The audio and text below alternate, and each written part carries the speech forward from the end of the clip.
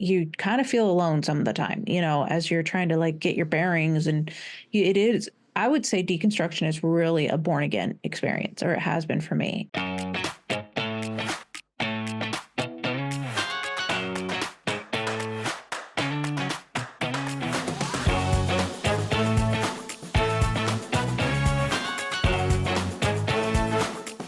Hi, I'm Dan.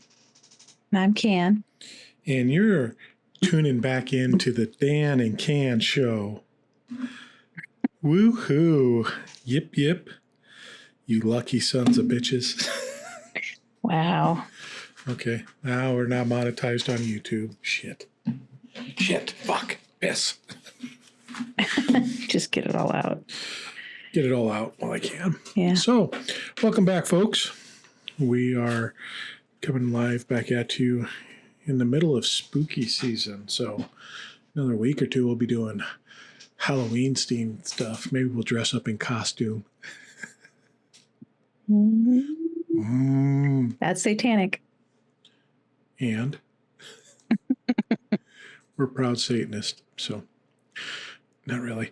Anywho, well, let's get going today. All right, we won't dick around here in the beginning and start going. We're gonna go, and I think we're gonna sway it into a format that we're comfortable with, because Candy is a bird. She's free as a bird. You can't put her in a cage. No, she won't allow it. She needs. Is this a line from a song or something? Or are you just making up shit now? I'm as free as a bird now. Okay. And this bird you cannot change. Sorry, Wow. My karaoke experience for y'all. Not very good. So anybody who's listening to this just tuned out. Apparently didn't get taken out with the rapture. That's true. I saw something today, and I wish I had more time. Someone took a bunch of inflatable dolls. Dowels or dolls? Dolls. You know, the dowels. The intimate dolls. Yeah. And filled them with helium and released them out the back of their truck. Did they do it today? No, it was like an old joke that someone did. Someone should do that tomorrow. No, you'll make people go. Human figures started floating up to the heavens. And the Christian's like, I told you it was true. They'd be so sad because they weren't taken, and it would cause more psychosis. I don't think that would be a good idea. Yeah, but I'm not trying to make them worse. Anywho, it'd be good. It is funny, though. I agree. It is. It's a funny joke. Is funny. Anyways, so we're just going to do a free-form program. We're just going to have a conversation tonight. Don't know where it's going to go. Start off with the topic and just... That's pretty much what we do, so I don't know why you're acting this is different. It's the same thing. No, I'm taking all the restrictions off now. I'm not going to even try to keep us on topic in one slight bit. Okay. I'm going to see what path we go down. Okay. Because you know what? Screw it. We can't be controlled. We won't be controlled. Okay. We're independent people. We're going to be in what would they call this in evangelicalism? We're going to walk by the Spirit. Backsliders. No, if they let something like free flow, it's the Holy Spirit, remember? Oh, spirit guided or whatever, yeah. Yeah, spirit led, something like that. But we are going to stay in some of our format just to get us warmed up a little bit. So, a bit of a get to know you question here, okay? Okay.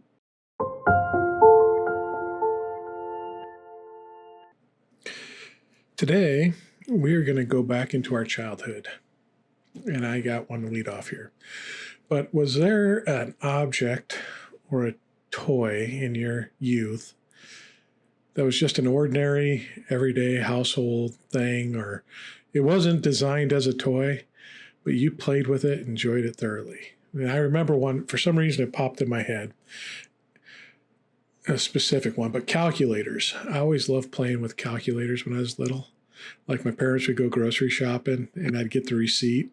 Then I'd go through everything with the calculator and make sure. Oh my goodness. This does not surprise me. Why did I never know this? This is not shocking at all, though. I haven't thought about it in a while. Oh, I'd never get the right answer, but I'd be like, I think the grocery store is screwing my parents. I should let them know. Maybe you didn't know how to figure out the tax. Probably. So, anywho, That's but there cute. was one calculator I remember, and I should look it up here. It's just a standard calculator, but the case was an owl. Do you ever remember seeing that? An owl? An owl. No. It Why was would I have seen it? because it was a kind of a common thing. Maybe, vaguely. I mean, I could look it up. I'm going to look it up real quick here, too. But do you have any toys you can think of that were not toys? that weren't toys, but you enjoyed playing Oh, with? yeah, I remember that thing. Also the scholar one. That were not toys.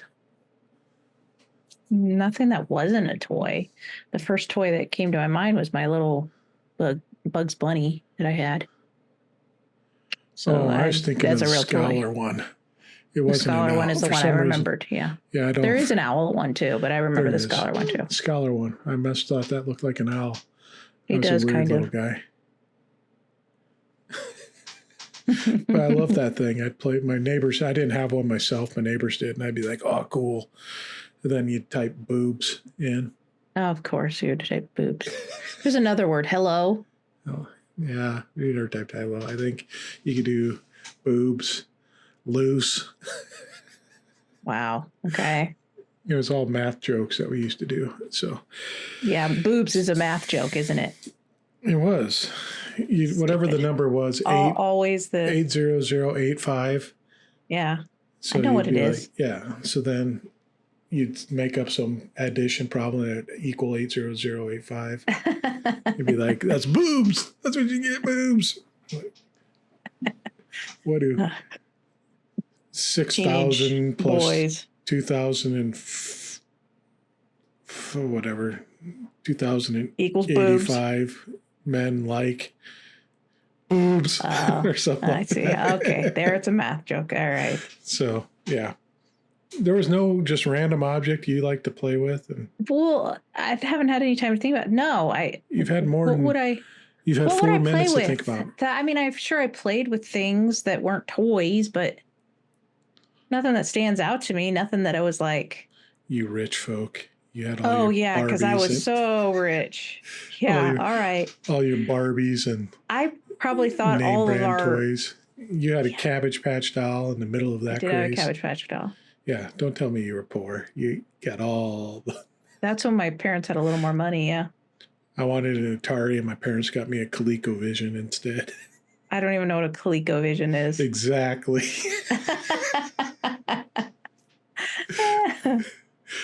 So, Anyways. We used to play can baseball with the neighbor. They'd recycle cans, so they have to break them. So each of us would have a pop can or beer can, whatever they were drinking that week. And the first one to be able to split the can in two won that game. With a baseball, hitting it with a baseball? With a baseball bat. Yeah. So the one kid would pitch. That sounds fun. Yeah. The other kid would, and the batter would hit it. And if you caught it, that could be real dangerous as a mom. It was, because there's a lot of open. We cut ourselves pretty good. Because you had to try to if you catch hit it it to open, get the it out. could fly. Oh God, no! I would not want my kids doing that. And if you got the out, then you switched. So yeah, that's how we helped recycle. Good times. We just didn't recycle because we were rich and we didn't care about the. You were like, screw the environment. We'll fly to Mars someday. The creative person. A lot of my creativity was like, I mean, the most I can think of is we would dress up in my parents' clothes as like, we dress up in costumes and pretend we were different people and do little plays in our basement. Tell me you're a Christian without telling me you're a Christian. We would also do that lava game where you put stuff on the floor so you never you can go all the way around the room and never touch it. Yeah. Even a piece of paper could count as something that protects you from the floor. Yeah, that makes sense. Child logic. Paper will protect you from lava.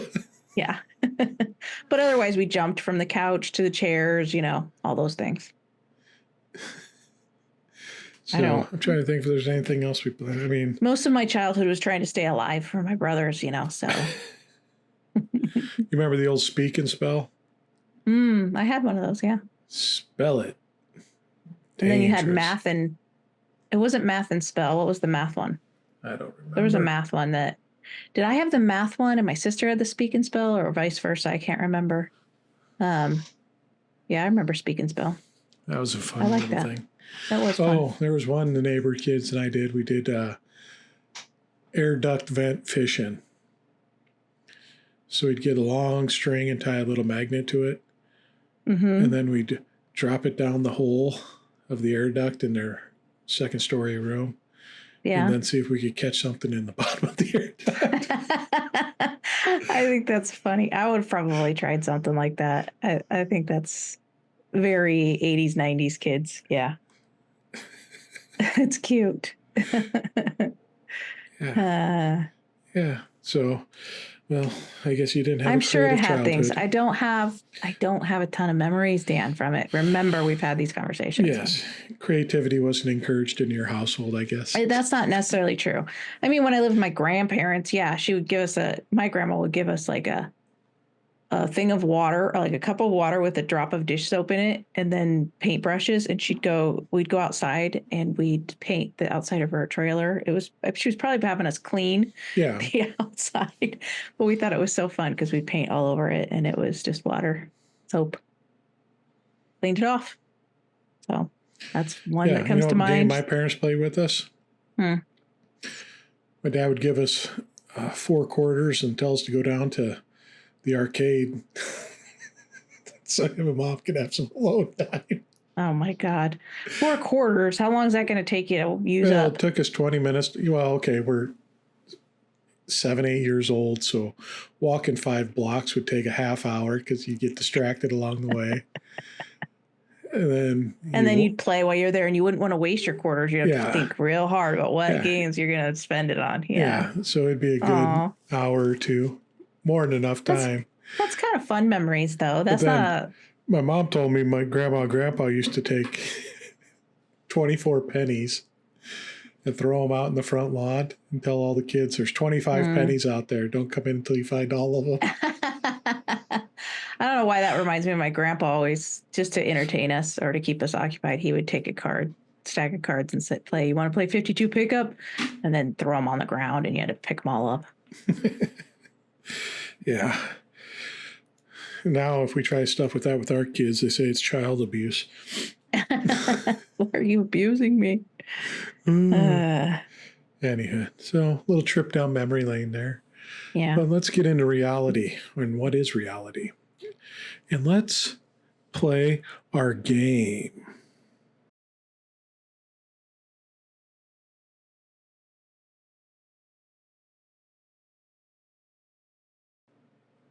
You ready for this one? Mm-hmm. This is a game. I'm going to read you headlines from newspapers. And you have to tell me, is this a phrased headline or situation? Or is it made up and simulated? So is it real or fake? Is it reality or is it not reality? Okay, go. All right. A city in Japan has official mascots for sewage pipes, including a smiling poo character. I feel like that's real. That is real. Yeah, Japan does some weird shit. I guess I didn't even plan that. Yeah, there you go. Good thing I could set you up for that.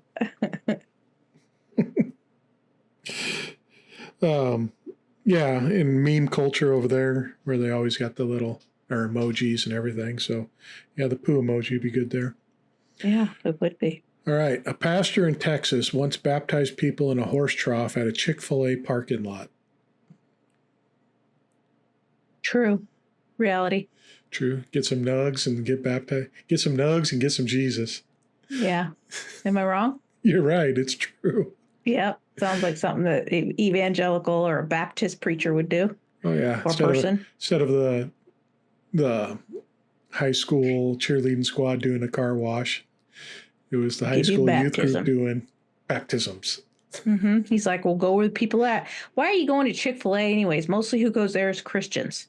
Well, every now and then people need a refresh on their dunk, clean off some of the new sins. Refresh your dunk after you. There's people we know that have been baptized multiple times because apparently the first one didn't take or something. Yeah. True story. All right. Netflix tested a feature where you could fast forward through movies at 1.5 speed, and people rioted online. No, that's stupid. False. It's Fake true. news. It's true. No, it's not. What?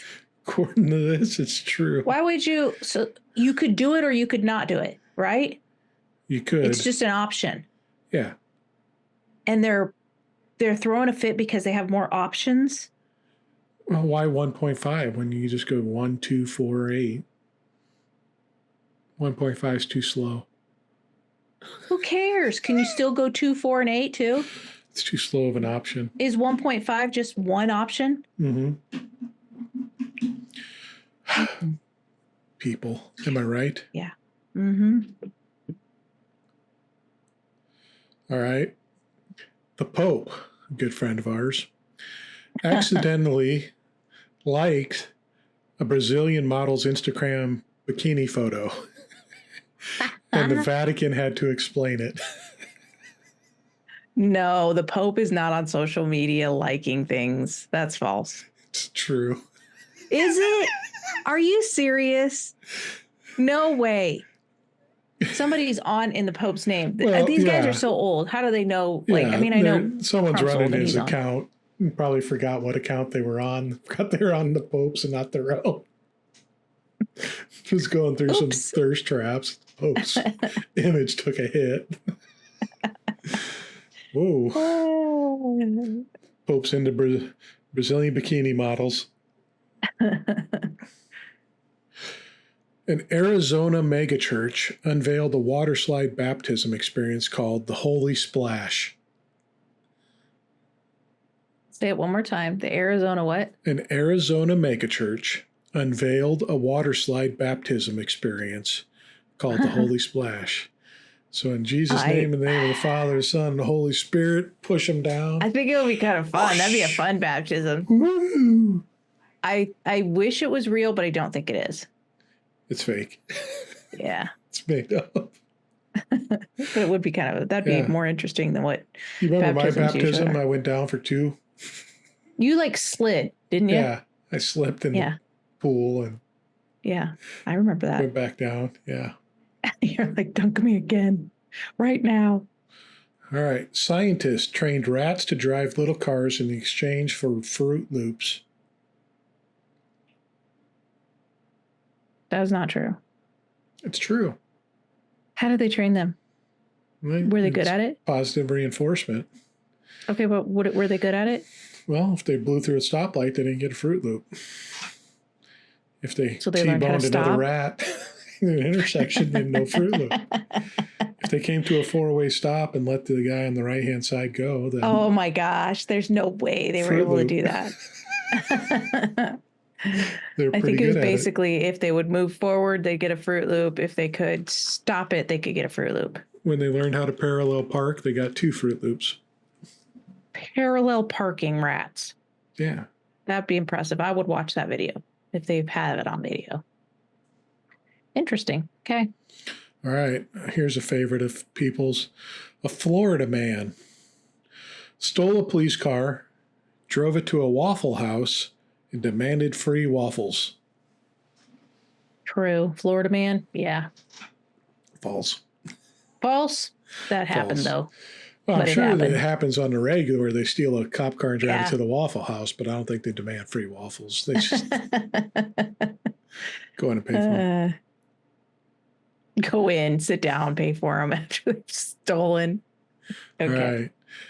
IKEA, a favorite of yours, once accidentally listed a coffin in their online catalog under storage solutions.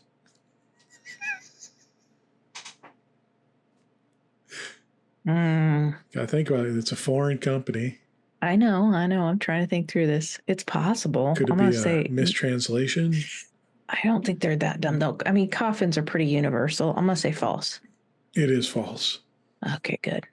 Good job, IKEA, for not falling for that trick. Although Costco sells them, and I It does remember online, not in the store. someone reading reviews on it.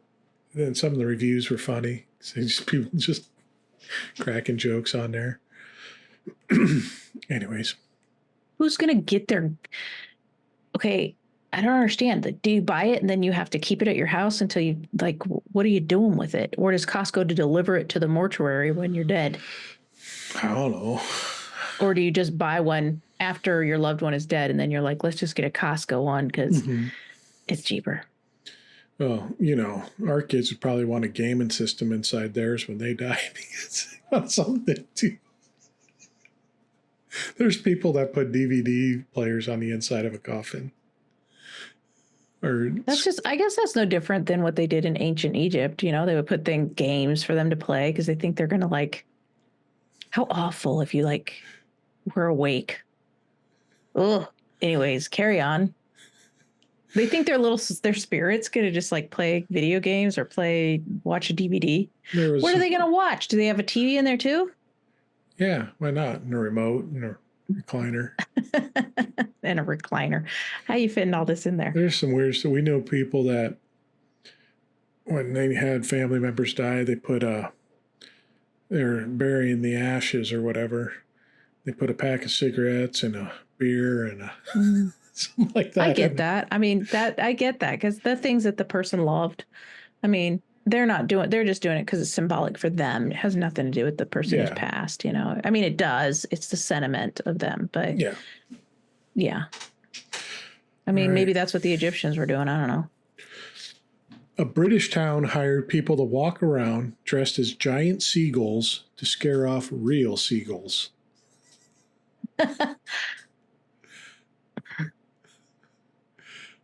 Maybe it's true. It is true.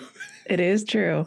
Who's the lucky person that gets to dress up as a seagull and walk around just flapping its wings? Speaking of birds, last night, one of my workers was telling me during the game, it must have been a punt or something. Someone hit a pigeon in the air with a punt, knocked it on the ground, so they had to stop play and shoo it off the field and let it recover. Was it okay? I didn't find it this morning. I didn't find a pile of feathers from the fox eating it, so it must have been all right. Wow, poor thing. All right. A Kansas church tried to bless smartphones by laying hands on them during Sunday service. I hope it's not true, but I can see some churches doing this. So I believe that it is not a headline or whatever you said that they were, but I do believe it's happened before. So I'm going to say false, but I do think it's happened before. It's real. It has happened. It is real. Now, in the Catholic, I remember when we had First Communion in second grade, you get gifts and presents and stuff like that. Mm-hmm. And we went into a service after that, and we had to bring some of our gifts and stuff in. So the priest would come out with the holy water.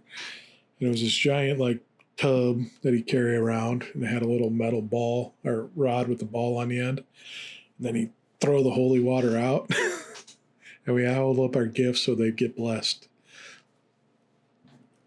As a little kid, were you like, what the frick is this? Yeah, no, we just all right, we're getting the water thrown on us. We joke about it now because, we'd want to see the priest, I'd be like, see how far he can get that water, if he can get it into the back row. Because it'd happen every now and then. They'd want to bless the congregation or something. So they'd dip that thing in the holy water and just. I wonder if they would. So every now and then, so it's just random to you guys?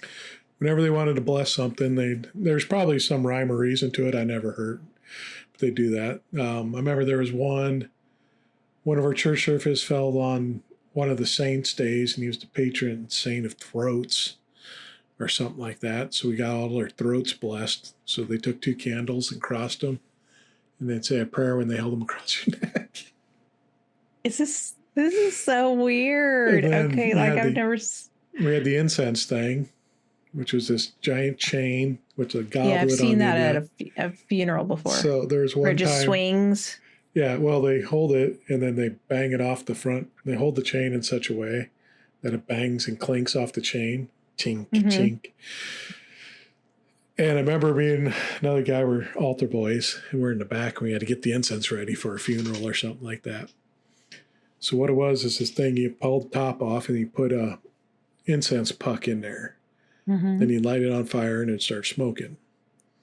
So me and him had a great idea of like, what happens when you put two of them in there? Without even asking. You've told this story before, but go ahead and tell it. Left both, put them in there, lit both of them on fire. Oh my gosh, it was probably smoking so bad. So we're in the back rectory behind the altar, off to the side of the altar, getting us all ready. And then the priest calls us to come in. We open up the door, and smoke just starts billowing out of this room.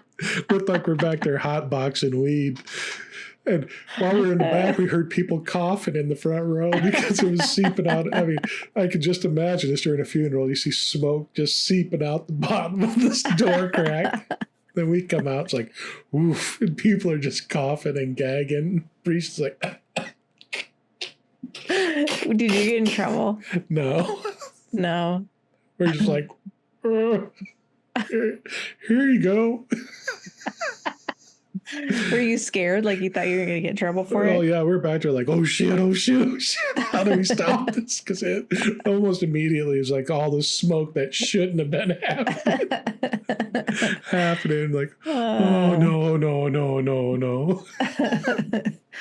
So, that's funny. It's funny to just think how little kids, we just do things, you know, as little kids that parents would get so mad about, but it's really just kids just experiment. They didn't have you didn't have a clue what you're doing. You're just curious and you're like, well, let's try it. And then it's like, oh, whoops. At the time, you had two 10 to 12-year-old boys.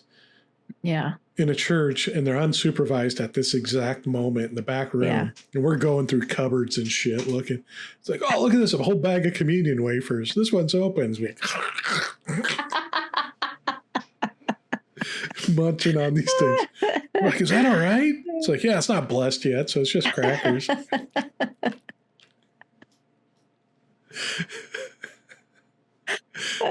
You know the priest. I mean, being an adult and you see like little kids when they lie or something, like it's so obvious that they're lying or, you know, they did something. Like you would definitely probably notice the crackers probably were somebody'd been eating them because you probably left some crumbs. You weren't really good at covering your tracks, right? No. And they probably know that you used to because they maybe keep track of them or how much smoke was coming out of it. But it's just so funny. I wonder if they just chuckle at it because it depends. Like when I was evangelical, you know, it was all about your kids following the rules and, you know, and I grew up with a dad that was very strict on stuff. Like, you know, it's about obedience and it's not so much about like learning and curiosity and making mistakes and learning from it, which would have been much more enjoyable. It was, you know, follow the rules. And at first I was kind of parenting that way and I didn't like it. Kids didn't like it. Anyways, I just think the stories are funny. Just like you were. Yeah. There's a reason why I didn't win any of the awards as a server. Were you the one that instigated it? Were you the one that said, are you sure? No, I just went along. I was. Oh, you're not the one who came up with the idea? That's a good idea.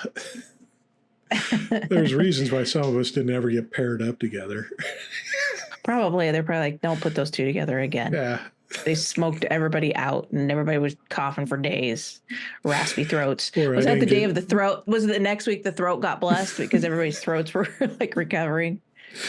That one's so weird too. Putting two candles like an X. It's like, seems like something that would be on like a horror movie. Oh yeah. There was, depending on the candles. I hope the candles weren't lit. No, they couldn't be because of hair.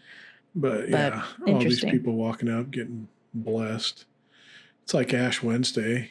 You can always tell when you're mid ashes, mid in the line to ashes to the end, because all it ended up being at the end was just at first the priest would be like big crosses. You could tell what they were. Then by the end of it, it's just this black smudge on your hands.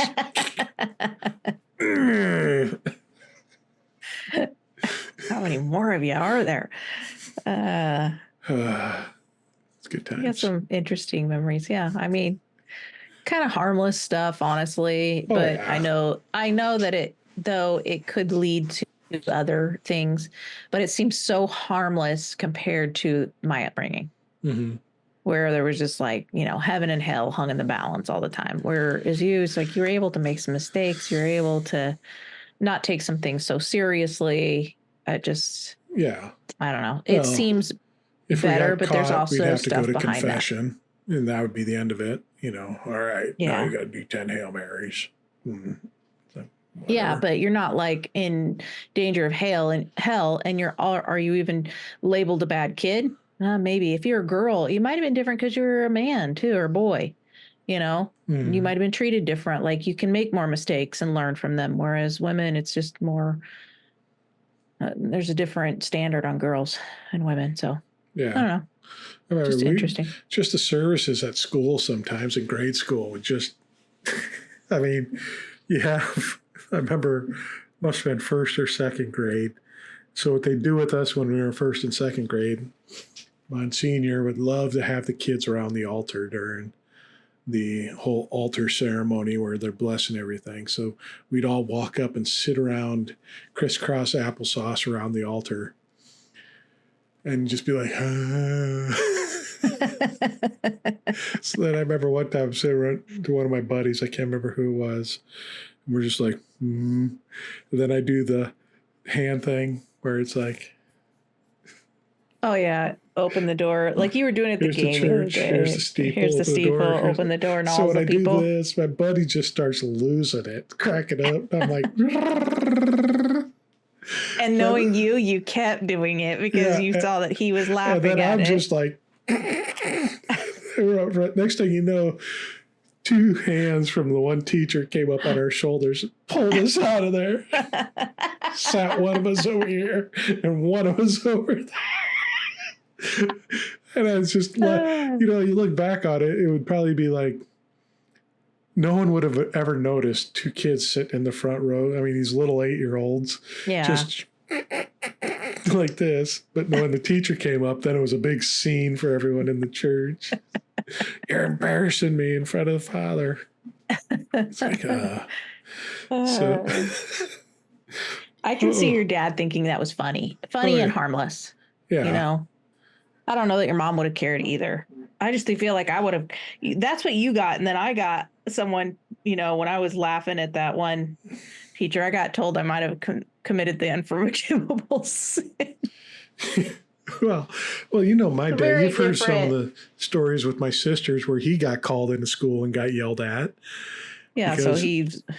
Because I think it was my middle sister was first or second grade and dressed up as a Native American for Halloween. Oh, yeah. And she had the papoose on her.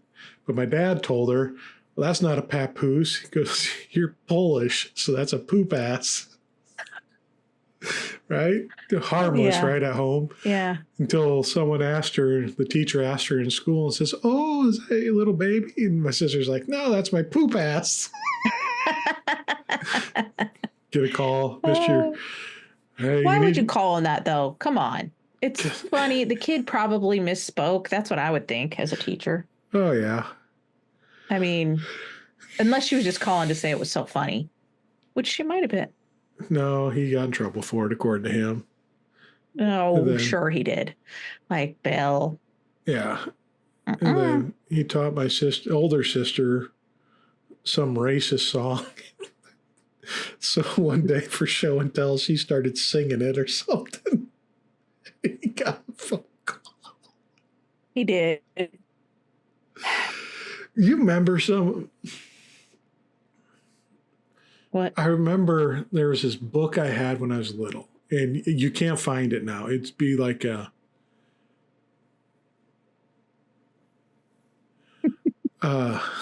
that's showing up on the video right now. No, it's not going to show up on the video. It's in the chat section. Sorry, I sent him a chat. It popped up on the screen, and the screen records. Okay. It's not going to record that, I don't think. It's all right. We're all good. I didn't even know what you meant until I had to think about it. But you should do that. There was these books that we actually had in my house, It was like the little yellow readers. Remember them books you The always got yellow as a golden kid? books. Yeah. Yeah, it was like Hmm. them. And I think my dad had them from when he was a kid, and he got them from my grandma's house. And one of them was Little Black Sambo. Yeah. They would do some books on that stuff, which were pretty Yeah, racist. it Yeah. was. And it was this little African boy that was in the jungles of Africa. And I remember the story. It was a tiger came after him. So he got the tiger to run around. He climbed a tree or something, got the tiger to run around the tree in circles until he turned himself into butter. The tiger turned himself into butter. Then he scooped up the butter and put it on his pancakes and ate it. Okay. That's interesting. But yeah, some of the shit we grew up with that you look at today Yeah. and you're like, okay. I mean, well, you look at even our parents' stuff. Like my mom had a book, and that one was really racist too. And she's like, I still love those books. And I think she loved them because they gave her comfort. It was something she could read because she had such a terrible childhood, but she doesn't realize, I don't even think today, that they're very racist Oh, yeah. books. Oh, yeah. I mean, as people, as society, we've come a long way in many areas, but there's still work to do, obviously. But yeah, those things that seem so innocent, and they even think like, what's wrong? I don't understand, because they haven't like become more self-aware of how that affects other people, Yeah. So anyway, it's been going down memory lane here. But there was one thing I wanted to talk about tonight. It's a continuation of a topic we had earlier this week. And it's based off our game of reality. Our game of reality. What are you talking about? Was it real or was it made up? Oh, the game that we played. Yeah. Because we realized something this week. Because you were kind of in a low spot. Because you're realizing that all these people are just out of our lives now. And you're trying to understand how people that are supposed to be your ride or dies from childhood or whatever, your good friends, could just turn on you in a dime because of you have a new way of thinking, a new outlook on life or whatever. And I came up with the analogy of the Matrix, where we are the ones that took the pill that pulled us out of the system. We weren't feeding the machine anymore. Yeah. And it wasn't a glamorous lifestyle. I mean, if you look at that movie from that perspective and think of it from and kind of look at deconstruction through that lens, when you deconstruct, it's not this glamorous thing. And I remember a lot of the Christians always like, oh, you just want to live a sinful life. You want to jump into the world and enjoy all the worldly things out there that are. You want to sin. You just want to be really sinful. Yeah. They seem like they're fantastic now, but they fade. There's no real value to them. It's just a quick fix of happiness or joy, and it's not real. The real joy is inside the religious system. And we were told that would be the reality, and it wasn't. I mean, we didn't want to step outside and be debaucherous or anything like that. We actually got accused of wanting to unalive babies and wanting to behead people, and thought that was all right to be happening in the Middle East. Yeah. Well, I mean, because I guess the thinking when you're in Christianity is that your moral compass comes only by the Bible. Without it, you can't know what is right from wrong. And it's like, we don't use it. And then maybe they would say, well, you grew up in it, so now you do know what's right and wrong. And so that's why you live a little bit different than some people who have never heard it, And I don't think that's true, because I totally, first of all, don't need the Bible at all. And I still have, like, I know right from wrong. Now, right from wrong for me is going to be different. Like a Christian would say it's wrong to say a swear word. You know what I'm saying? It's wrong to, not listen to your parents the first time they tell you to do so, or whatever. And it's like, no, that's just kind of human. It's human. You're learning, a lot of things I would chalk up to just being human. And that stuff in and of itself is just a control mechanism. because there's no real harm being done if you swear, right? No, it's just they will It's take a a verse word. that says like crude speech, which is not even talking about like the swear words. First of Yeah. all, these were not swear words then. But all But it yeah, is it's just, just it's a way of controlling.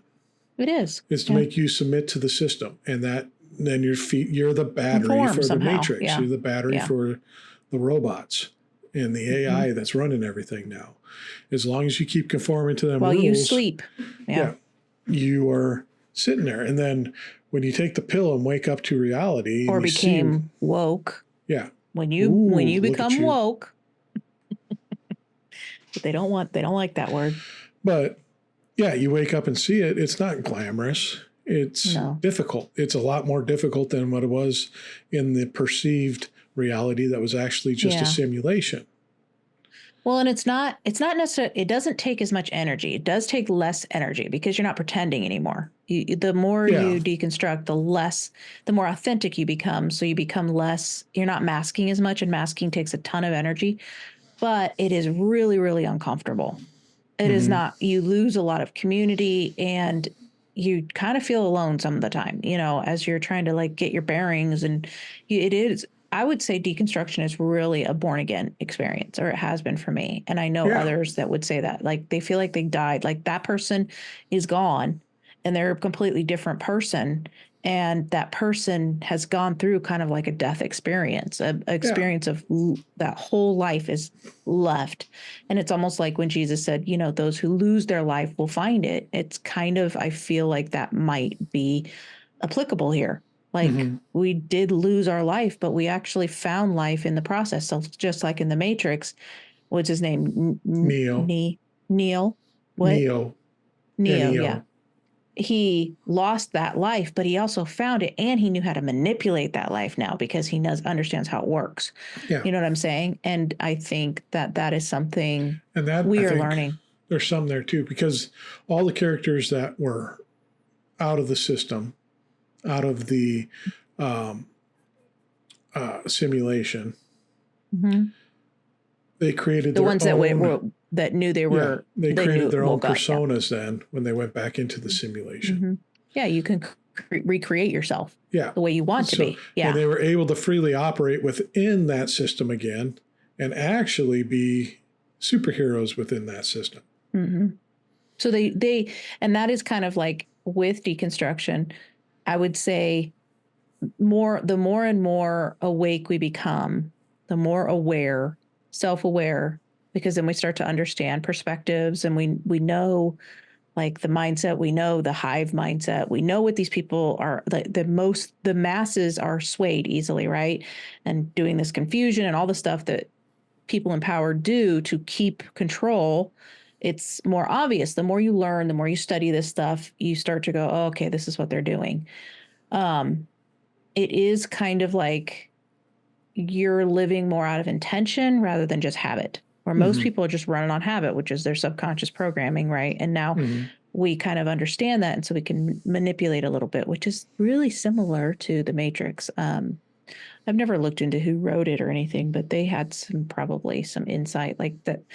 They're not just coming up with a story out of the blue. They probably made a story of something they already thought kind of. It doesn't necessarily have to be a religious experience, because it's the same in the political world. It's the same in society. It does need to be an unraveling, like a seeing through the holes in the, like seeing through the delusion, I guess. And it doesn't have to be religious, but a lot of people, that's where we kind of come from. But there are people that come out of, like, they just start to realize, the patriarchy, misogyny, racism, you know what I'm saying? And they don't necessarily have to come from a religious system, though the religious system is tied to all those things. So they probably have been indoctrinated somewhat. A lot of the systems are intermingled they use each other. Oh, yeah. Yeah, they do. Build They're each other intertwined. Up. Yeah. Well, and like colonialism might be I don't know if there's like a mother of all of them, but colonialism's up there. When you say patriarchy, maybe at the top, I don't know. I don't know if there is a top system. I think it's just a bunch of independent systems that use each other to keep control.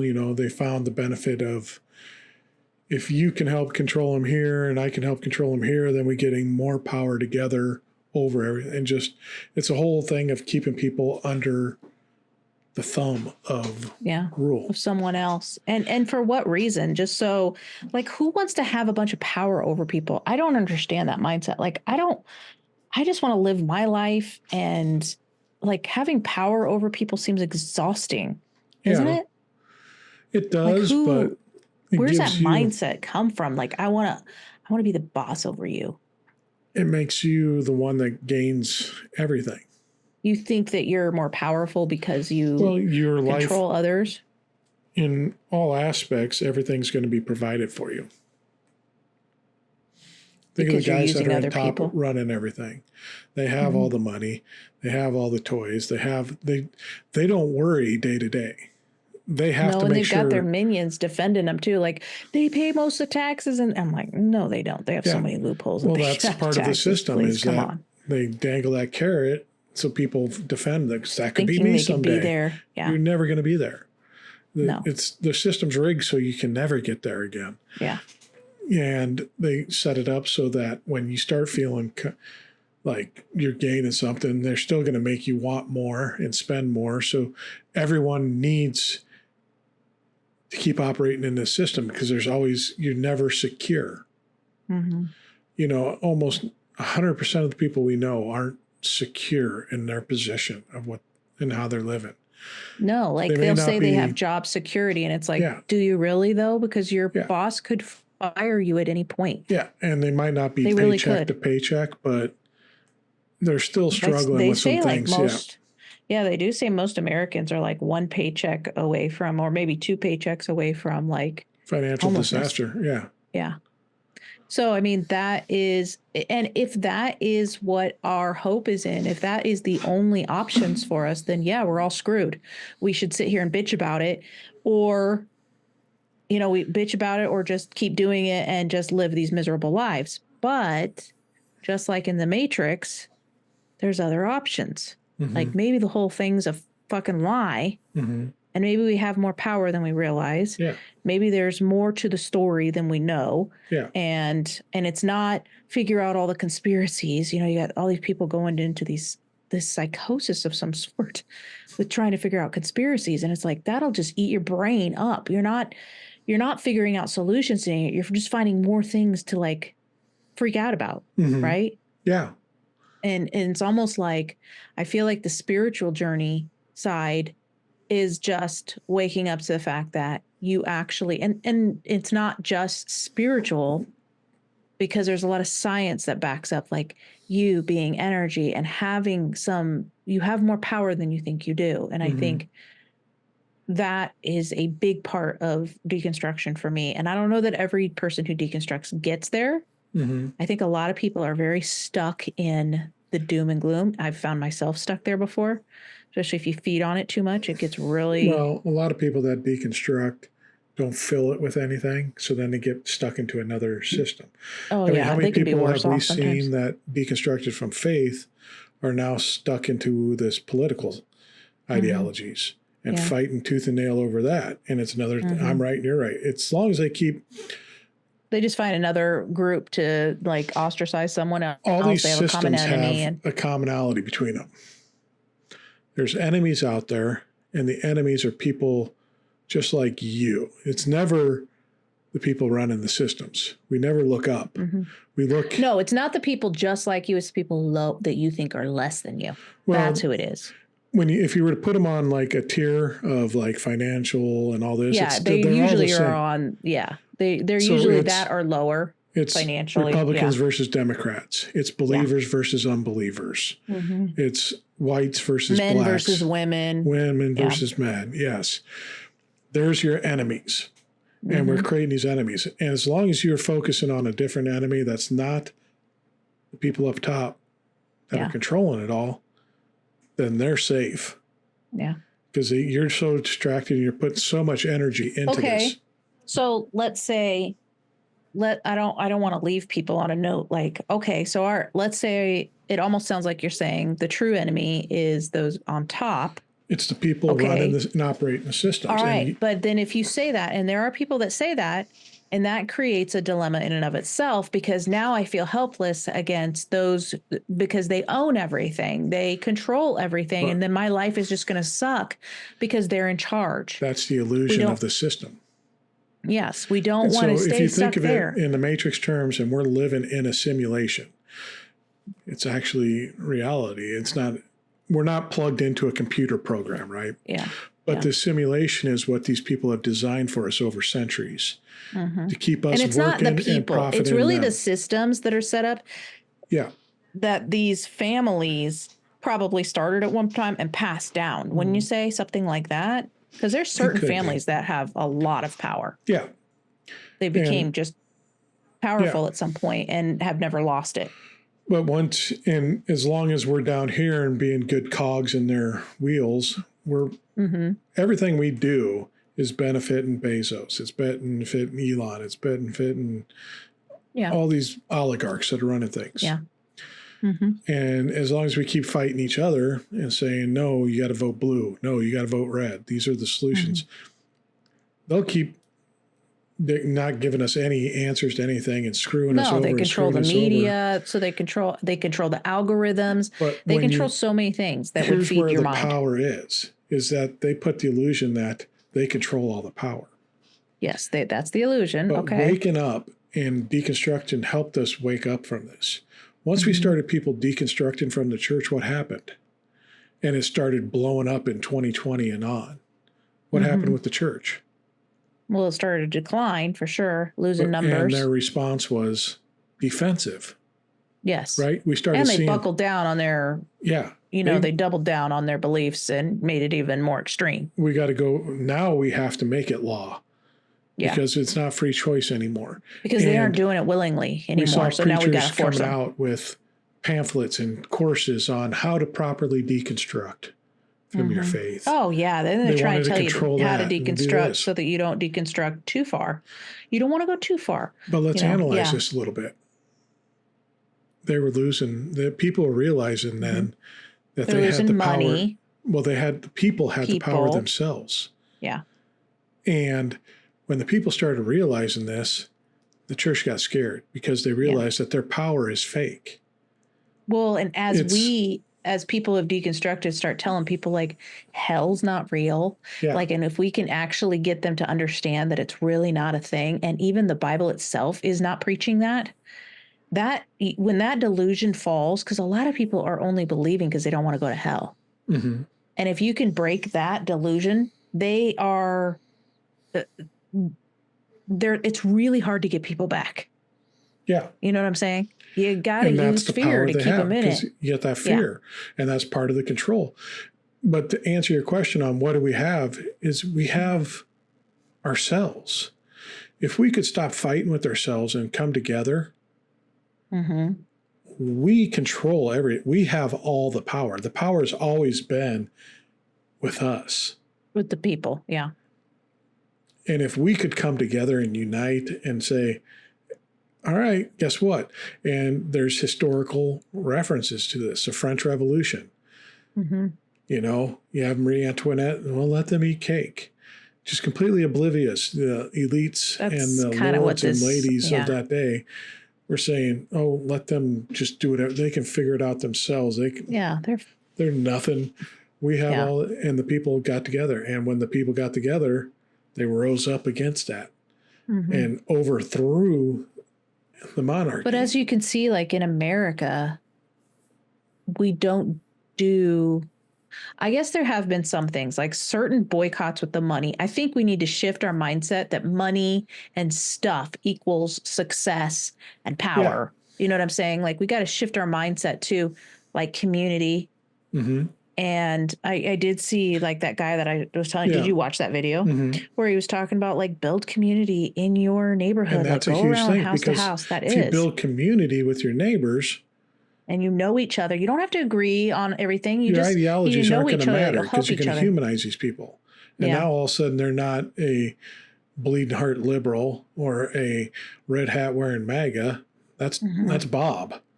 Yeah. Bob's a good guy. And I honestly think outside of like extreme left, I think like a moderate Democrat I think the the most people that could benefit from this community thing would be like MAGA. If they could actually rub shoulders with people and Yeah. realize, oh, Democrats aren't demons. They Hmm. actually, they do love America. They do want this country to be Yeah. the best that it can be. It's not about making it great again because it hasn't been great, Yeah. but we can get to a place where it is great and we could agree that it's great. Yeah. Instead of saying, get out because you don't want to go backwards, Yeah. they would get to know. So I think it could actually help with the psychosis that's going on with some Yeah. of these MAGA people, and we could get more of them to see a little clearer that, because I heard somebody say like the difference between you know, let's say you have a right person on the right and a person on the left in politics. Like we're talking extremes. We're talking about MAGA, which is like Hmm. extreme, not the most extreme, but extreme, right? If you could, the reason that a MAGA person could live in a community with like Democrats or liberals is because their rights, they could still believe what they believe and their rights would not be stripped away. Hmm. Right. But you put a liberal person that maybe has some different lifestyle choices than a MAGA would agree with, their rights are going to get stripped away, or if they're a woman or if they're a black person, or you know what I'm saying? Like they're going to Hmm. strip away the rights. That's why it seems like, um, yeah, MAGA could be like, oh, why can't we just be friends? Well, yeah, I could be friends with you, or you can be friends with me easily because I'm not trying to take away I'm not trying to take away from you. I'm just Yeah. asking you not to legislate something, right? Yeah. And whereas MAGA is like, no, I have to legislate against you because I feel like you're evil, something's wrong, Yeah. whatever. And So I just what thought you're, it's yeah, interesting that community could probably help in that area. It community could would help them. help Yeah. because that brings people together. But they're not going to start it. We're going to have to start it. People Yeah. that are in the center or people that lean left Yeah. likely are going to But have to it's start these people that are communities. deconstructing that can start it because Mm-hmm. they're seeing what's happening out here. The people that deconstruct and start discovering themselves and seeing what's really happening here. Yeah. And I know a lot of people is that we've been told, whether it be Stephanie, that's really big on the personal empowerment and finding self and finding that's a huge part of this because then it gives you, it's empowering you to know you have control over a lot of things. And if you could teach that to other people and understand if they have control, that's what scares the shit out of these people in these systems, because then the people start realizing, wait a minute, you've been lying to me. Yeah. You've been putting fear into me. And like you But said earlier, you break that spell of hell. That's a huge fear to break. And people are like, well, no, if that's not true, that was a big one. What else isn't true? And they start opening their eyes and see. And that was a big one for me to go like, if that's not true, and it wasn't just because someone told me it wasn't true. I actually researched it myself, looked into the Bible, studied what it was actually saying. And I'm like, it's not here. Yeah. That's not here. That's not what it's saying. It got interpreted this way. And so it got translated hell. And so then I put that into the text, when I'm reading it, because that's what I've been programmed to think like, but that's not what he was talking about when Jesus says the words that got translated hell. So it's all made up. Yeah. But it's like, you also have these people who are like, why do you guys talk about the church? Why are you pushing back in it? Why can't you just leave us alone? And it's because of this stuff. It's because it's causing psychosis. This stuff about the rapture coming, like this is causing people to sell everything they owned. Like someone said they saw someone's house completely like empty. They sold everything out. They were selling a car we're looking for. We're looking for a RAV4 Toyota. I was like, oh, they were selling it. So I was like on Facebook Marketplace, is somebody selling it really cheap that you can get one? But it's like they're selling things because they think they're not going to, it's weird that they're selling it. They should just give it away. Because a little bit they must believe that it's not going to happen, so they have the money. Well, it might be something, because there was a big thing with the Jehovah's Witnesses when they first came up, because they were big end of days people and end of days believer. And they've had a couple times through, especially like the 70s and early 80s, where Jesus is coming back to the state. So sell all your stuff and donate and give it to the church. Oh, like give it to the church. I mean, and they bankrupted a lot of people because they fully expected Jesus to come back on that day. The church got richer, people got broker, and then they had to Why rebuild didn't the themselves. church give it back? Well, no, it's for a good cause. And Jesus blessed That's it. just so awful. That is Yeah. so awful. Yeah. So awful. And I hope that's not happening to people, but I bet you it will in some cases. Yeah. I bet you some people are going to be really devastated. They're going to be real disillusioned. And then, people are, because it's not going to happen. And the thing is, I can confidently say that because it's not prophesied. What they think is prophesied is not prophesied. And there are no prophecies that are not fulfilled if the Bible's even true. Those prophecies were fulfilled. And it's like, this just causes such trauma to the collective when we do this. And how many times has this happened in our lifetime? The prediction he's coming, the fear, and it's the manipulation and the control of the systems. And if we can get people to wake up and see for what it is, that this isn't reality. You're living in a simulation that these people have developed for you. And if you can come together and break out of the simulation, you can overthrow it and make this world a better place. Yeah. And it starts with overthrowing it in your own heart first. You have to stop. You have to see through it. You can't just pretend. You actually have to do the inner work to notice that you are being lied to over and over and over in all sorts of ways. You're being lied to buy things so that you stay broke, to work if you think about it, most of our life we spent working to get somebody else rich while we live paycheck to paycheck and have little time with our families, little time to avoid vacation. These people at the top are vacationing like every day is a vacation, right? So they're living, and we act like they work so hard. A lot of these people, their money was handed to them. The connections were handed to them, so. And I'm not saying that you can't get wealthy, because all of us are trying to get financially secure. That, I think that's fair. We live in a capitalist society. We're doing what we got to do. But we also need to realize the lies that are being told to us, what's being perpetuated. So we stop chasing and we start to actually make better decisions with our money, better decisions with our time, better decisions with how we work, where we, like you and I, we don't get paid to do this, not right now. And we invest time in it because we're passionate about everybody else hearing and understanding. We're just two more voices out here telling you, guys, you're getting lied to. Guys, it's not true, so that they would, wake up themselves, which is important. So, of course, we're not going to stop talking about it because it's important that you wake up to the matrix, basically. We should wrap this one up here for time restraints. But I think once people realize that they possess the power and that they have all the control, and it's not expecting, if you start believing in this power through the system, that's not the answer. So you come to the midterm elections, and if you do elect a bunch of Democrats in, that's not going to solve anything. No, because there's still corruption going on. A different flavor that's going to change it differently, but it's not going to improve you very much at all. No, it's still somebody trying to hold power over you or to say that you can't do these things, so the government needs to do it for you. Like, I understand there is a place for government to help people. Yeah. There is. And you don't want to rely on it forever. No, you don't. If you lived understanding that you have all the power and all the control over your experience in your life, that's extremely freeing. And that's what scares the shit out of them.